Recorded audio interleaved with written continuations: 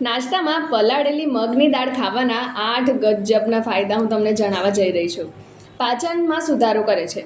પલાળેલી મગની દાળ તમારા પેટ માટે એકદમ સરળ હોય છે, આસાનીથી પચી જાય છે અને આંતરડાની ગતિને પણ નિયંત્રણ કરવામાં મદદ કરે છે, જેથી કરીને તમારું પેટ સારી રીતે સાફ થઈ જાય છે અને પાચન પણ સુધરે છે.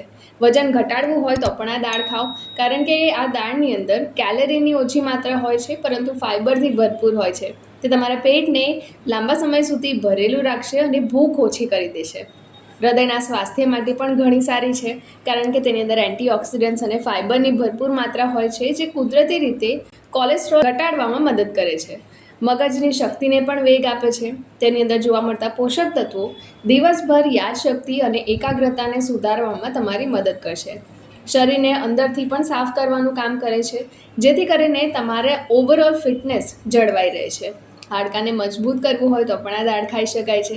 જો હાડકાને મજબૂત કરવા માટે કેલ્શિયમ અને મેગ્નેશિયમની જરૂરત પડતી હોય છે, અને આ બંને જ વસ્તુ મગની દાળમાં ભરપૂર પ્રમાણમાં હોય છે, જેથી કરીને તમારા હાડકાને પણ મજબૂત અને સ્વસ્થ રાખવામાં મદદ મળે છે.